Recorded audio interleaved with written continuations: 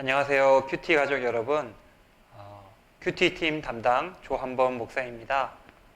여러분과 함께 말씀을 나누고 또 함께 교제하고 싶습니다.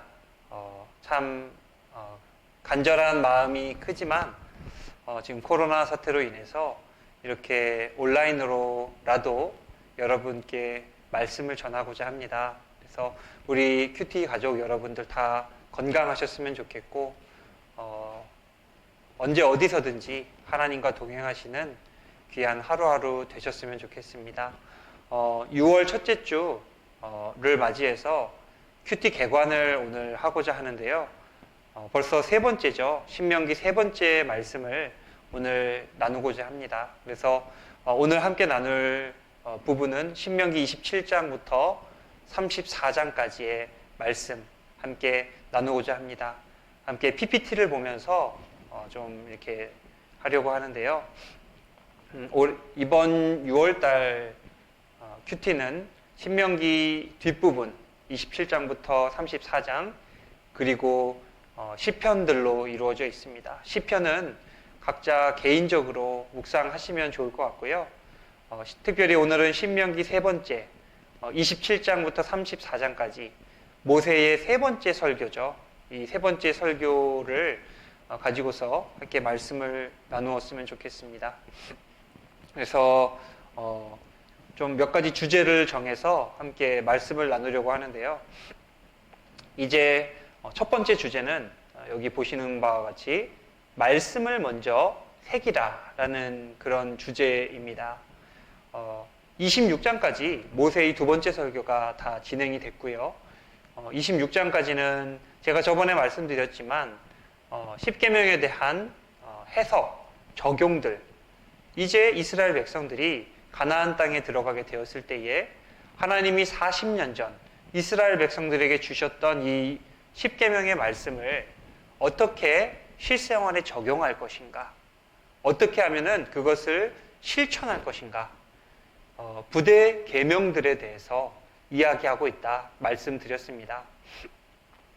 그리고 이제 그 두 번째 설교, 십계명에 대한 적용과 해석이 다 끝나고 나서 27장부터 34장까지는 그 다음에 이제 어떻게 할 것인가, 말씀을 어떻게 또 기록하고 또 언약을 할 것인가, 세 번째 설교인데요. 가장 먼저 하시는 말씀이 뭐냐면은 말씀을 새겨라 라는 것입니다.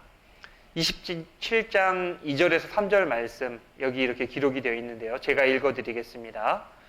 저와 함께 읽으셔도 되고요.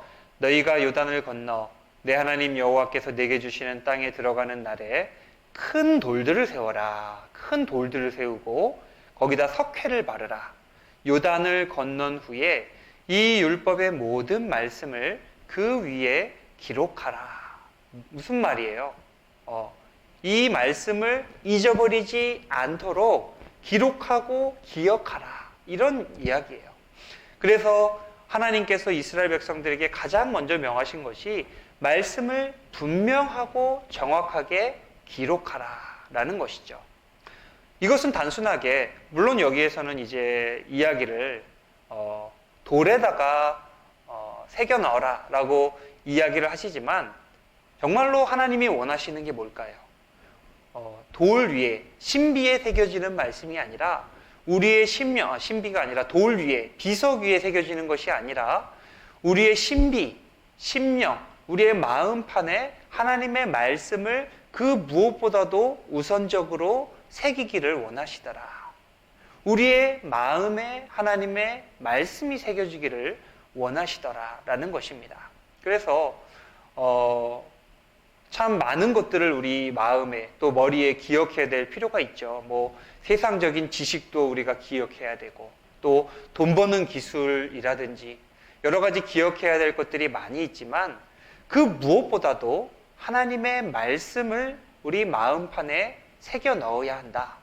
하나님의 말씀을 우리의 마음판에 새기는 것만큼 이 땅 가운데에서 해야 될 일 중에 더 중요한 것이 없다라는 것입니다. 그래서 하나님은 우리가 하나님의 말씀을 새기기를 원하시는데 그렇게 되었을 때에 그렇게 되었을 때에 가능한 일이 뭐예요? 여기 10절 말씀에서 그런즉 그렇게 하면 내 하나님 여호와의 말씀을 청종하여 그 명령과 규례를 행할 수 있게 된다. 자, 우리가 하나님의 말씀에 순종하라, 하나님의 뜻대로 살아라, 하나님의 말씀을 실천해라, 이런 이야기들을 하는데 이것이 가능하려면 어떻게 해야 된다고요? 먼저 하나님의 말씀을 분명하게 알아야 된다라는 거예요. 정확하게 알아야 된다라는 것입니다. 그것을 우리의 마음 판에, 우리의 심령 가운데에 새겨질 정도로 정확하게 알고 있을 때에 하나님의 말씀에 순종하는 것도 가능하더라. 그래서 결론이 뭐예요? 말씀을 정확하게 알아야 순종과 실천이 가능하더라. 이걸 가장 잘 아는 분이 누구세요? 하나님이세요. 그러니까 지금 두 번째 설교가 끝나고 세 번째 설교가 시작하자마자 이스라엘 백성들에게 당부하는 거, 모세를 통하여서 명령하시는 거, 말씀부터 새겨라, 말씀부터 기억하라 라고 하나님께서 그렇게 이야기를 하고 계신 것입니다. 그래서 이 말씀을 새기기 위해서 이게 이제 그 여정이에요. 여기 람셋에서 이제 출발을 하죠. 그래서 여기 시내산에 들렸다가 한참을 이제 가데스 바네아에서 여리고로 들어가지 못하고 40년이라는 세월을 보내게 됩니다. 그리고 이제 야하스를 거쳐서 헤스본이라는 곳에 이르게 되었는데 이 헤스본이 어디예요? 지금 신명기의 말씀이 전해지고 있는 모압 평지가 여기 있는 헤스본이에요. 헤스본. 여기 있는 헤스본에서 이제 더 들어가서 어떻게 하라고 그래요? 여기가 이제 여리고로 들어가게 되죠. 여기서 헤스본이라는 모압 평지에서 제일 먼저 들어가는 곳이 여기 여리고. 그 다음에 여리고로 가서 어디로 가라고 하냐면은 여기 세겜이라는 곳이 있어요. 세겜. 세겜이라는 곳에 가면은 뭐가 있냐면은 다음 화면 넘겨드릴게요. 여기 세겜이라는 곳이 있고 이 세겜의 양쪽으로 뭐가 있어요? 한쪽에는 그리심산이 있고 또 한쪽에는 에발산이 있게 됩니다. 바로 여기에서 너희가 새겨진 하나님의 말씀을 선포해라 라고 지금 이야기를 하고 계시다라는 거예요. 여기에서 하나님이 주신 그리고 모세가 전한 이 10계명의 말씀들, 부대의 계명들, 율법들, 토라를 양쪽에서 선포하라. 선포하는데 어떻게 해요? 이 그리심산에서는 축복을 선포하고 이 에발산에서는 저주를 선포해라 라고 하나님께서 지금 이야기를 하고 계십니다. 그래서 여기를 보시면은 축복을 선포하는 지파가 6지파가 나오고요. 또 저주를 선포하는 지파가 6지파가 나와요. 축복을 선포하는 데는 어디예요? 시므온, 레위, 유다, 이사갈, 요셉, 베냐민 이렇게 6개. 요셉은 특별히 2개로 나뉘어요. 어떻게 나뉘었죠? 므낫세와 에브라임 지파 2개로 나뉘어지게 됩니다. 그래서 이 6지파, 요셉을 하나의 지파로 쳤을 때에 이 6지파는 아까 보셨죠? 그리심산 쪽에 서고 그리고 이제 나머지 르벤, 갓, 아셀, 스불론, 단, 납달리 이 6개의 지파는 앞에서 본 이 오른쪽에 있는 에발산 쪽에 서서 축복과 저주를 선포하라. 그래서 뭐 좀 더 나은 지파는 뭐 축복을 선포하고 조금 덜한 지파는 뭐 저주를 선포하고 이게 아니에요.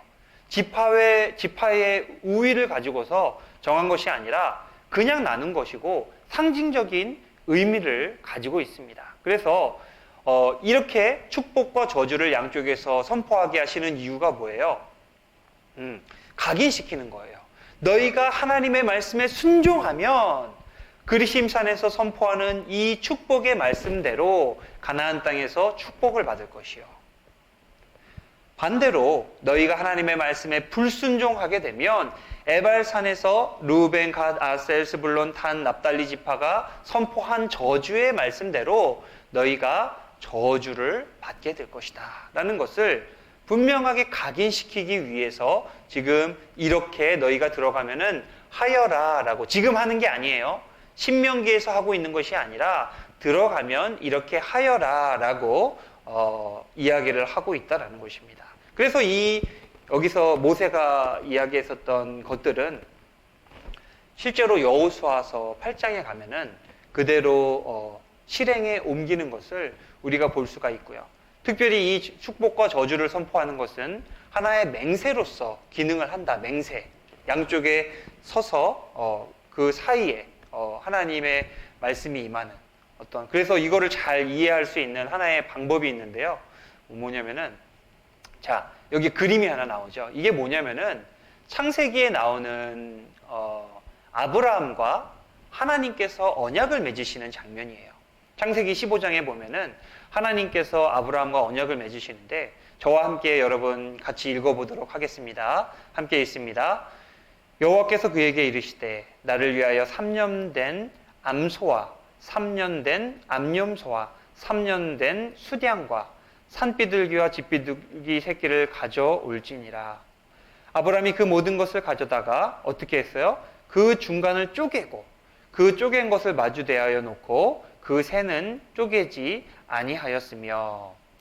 그래서 여기 그림을 보시면은 이게 지금 온전한 소 같은데 그런 온전한 소가 아니라 뭐예요?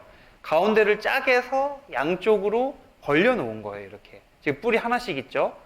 이거 좀 잔인하죠? 가운데를 정확하게 쪼갠 거예요. 요 소도 지금 뿔 한 짝씩 남았죠? 그래서 이렇게 쪼개서 양쪽으로 놓고 이게 지금 우리가 보기에는 굉장히 이게 뭐지? 이렇게 잔인한 의식은 도대체 어떤 의식이지? 라고 생각하실 수가 있는데 이거는 고대의 맹세의 방법입니다. 이렇게 동물을 양쪽으로 쪼개서 놓은 이유는 뭐냐면은 그래서 요 양쪽에 사람이 서요. 요 쪼개 놓은 양쪽으로 이렇게 사람이 서서 거기를 지나가면서 맹세를 합니다. 이렇게 하는 이유는 만약에 우리가 맺은 언약을 어기면 너도 어떻게 될 것이다? 이 쪼개 놓은 동물, 가축과 같이 될 것이다. 그러니 반드시 그 맹세를 지켜라. 이게 이제 고대의 맹세의 방법이거든요. 그래서 이런 고대의 맹세의 방법을 봤을 때에 그리심산과 에발산에서 양쪽으로 나뉘어서 축복과 저주를 선포했던 이 행위는 하나의 맹세의 의식과도 같다라고 이야기를 할 수가 있다라는 것입니다. 이게 굉장히 적절하죠. 하나님께서 지금 경고이자 축복으로 각인으로서 이야기를 하시는 거예요. 너희가 순종하면 언약에 충실하면 복을 받을 것이고 그렇지 않으면 저주를 받을 것이다. 이 고대의 관습으로부터 비롯된 것이고 이런 아브라함과 하나님과의 언약의 장면에서 굉장히 많이 유사성을 찾을 수 있는 그런 부분이다라고 이야기를 할 수가 있습니다. 그래서 이렇게 하나님과 맺은 언약 가운데에서 순종의 축복, 순종하면 받을 축복에 대해서 이제 쭉 이야기하고 있는데 제가 간단하게 이제 28장 1절에서 19절까지 나와 있는 이 말씀인데요. 요약해서 보면은 성읍에서도 내가 복을 받을 것이고 들에서도 복을 받을 것이고 내 자녀가 복을 받을 것이고 내 토지 소산이 복을 받을 것이고 짐승의 새끼와 광주리와 모까지도 복을 받는다고요? 떡 반죽조차도 복을 받는다. 적군이 한 길로 들어와 7길로 도망하게 될 것이다. 또 때를 따라 비를 내리시고 손으로 하는 모든 일에 복을 주신다라고 이야기를 하고 있습니다. 그러니까 뭐예요? 어떻게 하더라도 복을 받는다라는 거예요. 하나님이 복 주기로 작정하신 그 사람은 어떻게 하더라도 복을 받을 것이다 라고 이 말씀은 이야기를 하고 있는 것입니다. 그렇죠. 우리가 복을 받는 것은 우리의 개인적인 노력이나 어떤 세상적인 조건으로 가능한 것이 아니에요. 뭐 내가 돈을 많이 벌어서 뭐 세상에서 좀 잘 나가서 그것이 축복이 아니라 하나님께서 정말로 우리에게 주시는 그 복이 진정한 축복이고 행복이 된다라는 것입니다. 그래서 하나님이 작정하셔야 된다. 사람이 아무리 노력해도 하나님이 허락하지 않으시면 그 복은 불가능하다. 자, 반대로 불순종의 저주가 있습니다. 28장 20절에서 26절까지 반대예요. 이제는 연병이 걸릴 것이고 질병이 임할 것이고 재앙의 저주. 아까랑 반대죠. 적군이 한 길로 들어와서 7길로 도망했는데 이제 이스라엘 백성이 한 길로 전쟁에 나가서 7길로 도망할 것이고 노력의 대가를 누리지 못할 것이고 침입을 당하며 포로가 될 것이고 이웃끼리 서로 미워할 것이고. 그러니까 뭐예요? 어떻게 해도 저주를 받는다. 아무리 사람이 노력을 하고 애를 써도 하나님이 허락하지 않으시면 그 하나님의 심판과 저주에서 결코 벗어날 수가 없다. 자, 우리는 양날의 검을 사는 거예요. 동전의 양면과 같은 삶을 사는 거예요. 우리가 하나님의 축복을 누리고 하나님이 주시는 행복을 누리지만 그 맞은편에는 뭐가 있어요? 하나님의 저주와 심판이 있다라는 거예요. 동전이 얼마든지 뒤집힐 수 있는 것처럼 언제든 우리가 불순종하면 하나님의 말씀대로 살아가지 않고 악으로 흐르고 하나님으로부터 멀리 떠나면 언제든지 심판과 저주가 우리의 삶 가운데 임할 수가 있다. 그러니까 축복과 저주는 전적으로 누구에게 달린 거예요? 전적으로 하나님에게 달린 것이다. 하나님에게 달린 것이다. 그래서 이것을 우리가 기억해야 되는 것은 우리의 인생을 다스리시는 분은 결국에 하나님이시기 때문에 그래요. 하나님이 아니고 우리의 노력으로 가능하다면 기억할 필요가 없어요. 절대 기억할 필요가 없어요. 그러나 우리의 행복, 우리의 축복, 우리의 삶의 형통함 뿐만 아니라 그 반대의 급부의 모든 것들도 하나님의 손에 달린 것이기에, 우리의 앞날, 우리의 미래가 하나님의 손에 달린 것이기에 우리는 전적으로 하나님에게 의지할 수밖에 없다라는 것을 이 말씀을 통해서 더욱더 분명하게 알 수가 있는 것이죠. 그래서 이렇게 에발산과 그리심산에서 분명하게 불순종과 순종의 축복 저주를 선포하고 있고요.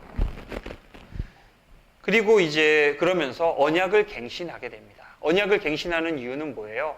40년이 흘렀잖아요.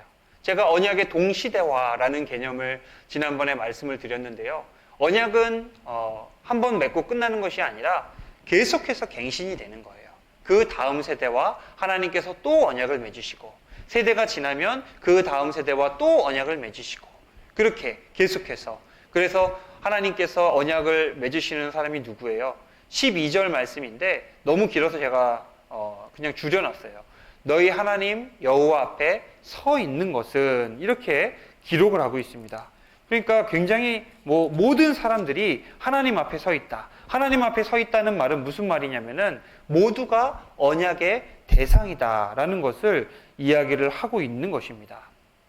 그래서 높은 자로부터 낮은 자에 이르기까지 수령, 지도자, 장로, 이런 높은 사람들, 지도자들에서 물 깃는 자, 나무 패는 자, 아이, 안악에 이르기까지 모든 사람들이 하나님의 언약의 대상이 된다. 뿐만 아니라 하나님께서 누구까지 언약의 대상으로 삼으셨냐면은 다음 세대, 15절 말씀을 보시면 이렇게 기록하고 있어요. 오늘 우리가 함께 여기 있지 아니한 자에게까지이니. 여기 있지 아니한 자 누구예요? 앞으로 태어날 이스라엘 백성들까지도 이 언약의 대상이 된다. 내가 그들과도 언약을 맺으리라 라고 이야기를 하고 있습니다. 그래서 이 신명기는 계속되는 하나님의 언약의 갱신에 대해서도 이야기를 하고 있다. 자, 그리고 마지막으로 이제 하나님께서 그 모세를 통해서 전하시는 말씀이 있어요. 끊임없이 이야기하는 게 뭐예요? 순종의 길을 택하라. 순종의 길을 택하라. 근데 여기 굉장히 놀라운 말씀이 있습니다. 이거는 30절 말씀인데 설령 너희가 불순종해서 하나님의 말씀대로 살지 않고 악으로 흘러서 하나님께서 너희를 내치시고 너희가 포로가 되었을 때라도, 그때 이제 어떻게 말씀을 하시느냐. 여기 30장 4절 말씀인데요. 저와 함께 여러분 읽어보도록 하겠습니다. 함께 읽겠습니다. 내 쫓겨간 자들이 하늘가에 있을지라도 내 하나님 여호와께서 거기서 너를 모으실 것이며 거기서부터 너를 이끄실 것이라. 쫓겨간 자들이 어디에 있다고요? 하늘가에 있을지라도. 하늘가에 있다라는 말은 좋은 뜻이 아니에요. 거의 이제 궁지, 끝에 몰렸다라는 뜻을 하늘가에 있을지라도 라는 말로 이야기를 하고 있는 것입니다. 너희가 불순종해서 하나님의 저주와 심판을 받아서 더 이상 몰릴 데가 없는 그런 상황 가운데에서라도 너희가 그때라도 하나님의 말씀을 듣고 순종하면, 너희가 그때라도 하나님께 돌이키면 어떻게 하신다고요? 거기서부터, 그 절망 가운데에서부터라도 하나님이 너를 도와주시고 하나님이 너를 구원하시고 너의 앞길을 인도해 주시리라. 저는 이 말씀이 얼마나 참 위로가 되는 말씀인지 몰라요. 왜냐하면 우리 사람들을 연약하잖아요. 언제든지 실수할 수 있고 언제든지 미끄러질 수 있고 언제든지 낙심할 수 있는 게 우리 사람이잖아요. 그게 아니라면 우리 얼마나 부담감이 굉장히 심하잖아요. 실수하면 안 돼. 하나님의 말씀을 하나라도 어겨서 심판을 받으면 그걸로 끝이야. 이러면 얼마나 너무 절박하잖아요. 그러나 하나님은 그렇게 매몰찬 분이 아니라 어떤 분이시다? 끊임없이 우리에게 기회를 주시는 하나님이시다. 그래서 결국에는 우리가 하나님께로 돌아오고, 그러니까 세컨 찬스를 우리에게 주시는 분이시다. 그래서 우리가 돌이키고 구원의 길로 다시금 돌아오도록 하시는 분이 하나님이신데, 이에 대해서 베드로 후서에서는 이렇게 기록합니다. 오직 주께서는 너희를 대하여 오래 참으사 아무도 멸망하지 아니하고 다 회개하기에 이르기를 원하시느니라. 그러니까 하나님이 정말 원하시는 게 뭐예요? 하나님께 돌아오는 거예요. 하나님께로 돌아오기만 하면 하나님께서 언제든 맞아주시리라. 자, 여기에 그림이 하나가 있어요, 제가. 자, 이게 무슨 그림일까요? 다들 잘 아시겠지만 예수님께서 누가복음을 통해서 우리에게 전해주신 탕자의 비유입니다. 탕자 비유. 탕자가 누구예요? 아버지의 곁을 떠난 불효막심한 사람이죠. 아버지가 지금 죽지도 않았는데 아버지가 유산처럼 남겨야 되는, 아버지가 돌아가셔야만 받을 유산, 그 분깃을 미리 땡겨달라고 그렇게 무례하게 아버지에게 요구했던 불효막심한 자식이 이 탕자예요. 탕자. 그리고 그걸 가져가서 다 탕진하고 빈 털터리가 되어서 돌아온 사람이 바로 이 탕자라는 것이죠. 근데 여기 있는 아버지 모습을 보니까 어때요? 그럼에도 불구하고 이 불효막심한 놈, 돈 줬더니 가서 다 쓰고 탕진하고 그 꼴로 돌아와? 냉큼 썩 꺼져라. 이렇게 말씀하시는 것이 아니라 두 팔을 벌리고 이 아들을 사랑하는 마음으로, 감싸주려는 마음으로 달려오는 이 아버지의 마음을 예수님께서 표현하셨거든요. 이 아버지의 마음이 누구의 마음이라고요? 하나님의 마음이다. 하나님은 우리가 실수했을 때라도, 하나님은 우리가 잘못했을 때라도 언제든지 하나님께 다시 돌아오기를 기다리고 계시고 또 환영하시고 맞아주시는 사랑이 너무나도 많으신 하나님이시다. 이거 우리가 꼭 기억해야 된다는 것입니다. 그래서 그런 하나님, 그 하나님께서 지금 모세를 통해서 지금 이야기를 하시는 거예요. 순종의 길을 택하라. 너희가 잘못된 길을 갔을 그 때라도 제발 나에게 다시 돌아와라. 이렇게 이야기를 전하고 계시다. 이게 30절에 있는 말씀이에요. 그러면서 마지막으로 뭐라고 해요? 내가 생명과 축복의 길을 이쪽에 놓고, 그리고 죽음과 저주의 길을 여기다 넣는다. 15절 말씀 이렇게 기록합니다. 보라, 내가 오늘 생명과 복과 사망과 화를 내 앞에 두었나니. 19절 말씀에서도 이야기해요. 내가 생명과 사망과 복과 저주를 내 앞에 두었은즉 너와 내 자손이 살기 위하여 생명을 택하라, 순종의 길을 택하라, 이야기를 하고 계십니다. 자, 하나님은 어떤 분이세요? 하나님은 사랑이 많으신 하나님이시지만 강요하지 않으시고 우리로 하여금 선택하게 하시는, 우리를 로봇과 같은 존재로 만드신 것이 아니라 자유의지를 주신 사랑이 많으신 하나님이시다. 우리로 하여금 너희가 선택하라는 거예요. 너희가 선택하라. 나는 분명하게 너희에게 길을 제시했다. 생명의 길을 너희에게 제시했으니 너희가 택하라. 자, 성경에는 이렇게 우리로 하여금 택하라라고 말씀하시는 그런 부분들이 많이 나옵니다. 이거 보시면은 이게 뭐예요? 이게 여호수아인데 여호수아가 자기의 모든 사역을 마치고 백성들을 모아놓고 이야기를 합니다. 여기 뭐라고 하냐면은 너희 섬길 자를 오늘 택하라.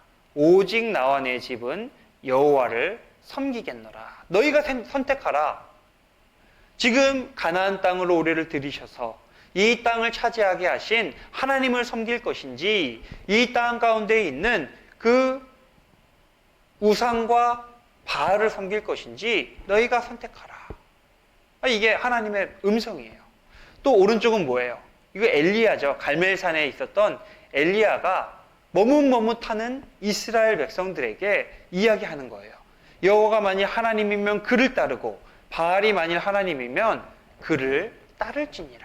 너희가 선택하라. 하나님이 정말로 능력이 있고 너희의 주인이라고 생각하면 하나님을 따라라. 그렇지 않고 바알이 능력이 하나님이라고 생각하면 바알을 따라라. 중간에서 우물쭈물 머뭇머뭇하지 말고 결정하고 선택하라. 이게 하나님의 음성이거든요. 하나님은 끊임없이 우리로 하여금 선택하게 하시는 하나님이시다. 그래서 이 모세를 통해서 주시는 메시지가 뭐예요? 생명과 복과 화와 뭐예요? 생복사화를 다 너희 앞에 두었다. 너희가 좋은 길을 선택하라. 그래서 이것이 어떻게 보면 모세의 마지막 유언과도 같은 이야기다. 그 다음에 이제 32장에서 모세의 노래가 나오고요. 또 33장에서는 모세의 축복이 이어지고요. 마지막으로는 모세가 자기의 지도권을 여호수아에게 양도하고 느보산, 아까 지도 보셨죠? 느보산에서 죽어서 그 120년이라는 인생을 마무리하는 그러한 말씀을 우리가 신명기에서 볼 수가 있는 것입니다. 네, 그래서 여기까지 마치도록 하고요. 큰 화면으로 좀 넘겨주시고요.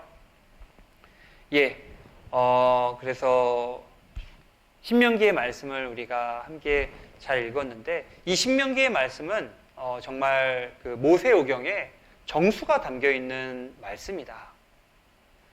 단순하게 이 신명기를 읽을 때에 기계적이다. 순종하면 복을 받고 불순종하면은 저주를 받고 이렇게 기계적이다라고 오해하기가 어려운데 사실 그렇지 않습니다. 우리가 봐야 되는 건 뭐예요? 이 율법을 통해서 하나님이 우리 마음 가운데 주고자 하시는 그 마음이에요. 하나님이 정말로 원하시는 공동체의 모습 뭐예요? 단순히 엄격한 법치주의 국가가 아니라 정말 사랑이 많고 정말 하나님과 교제하고 하나님과 하나 되는 정말 은혜가 넘치는 공동체를 하나님이 원하셨구나 하는 것. 그것을 우리가 말씀 곳곳에서 알 수가 있다라는 것입니다. 그래서 신명기의 말씀이 정말로 우리에게 양식이 되고 우리의 말씀을 은혜로 촉촉히 적셔주시는 그러한 말씀이 되기를 바라고요. 이 말씀이 우리 큐티팀 모든 가족 여러분에게 정말로 기쁨이 되고 정말 묵상할 맛이 나는 그런 말씀들로 들려지게 되었으면 좋겠습니다. 네, 오늘도 이렇게 온라인으로 여러분들을 뵙게 되었는데요. 다음번에는 정말 우리가 만나서 비록 마스크를 쓸지라도 함께 만나서 얼굴과 얼굴을 서로 마주보며 또 큐티 개관을 함께 나눌 수 있기를 간절히 소망합니다. 모두들 건강하시고요. 다음에 뵙는 그날까지 다들 잘 지내셨으면 좋겠습니다. 다 건강하십시오. 다음에 뵙겠습니다.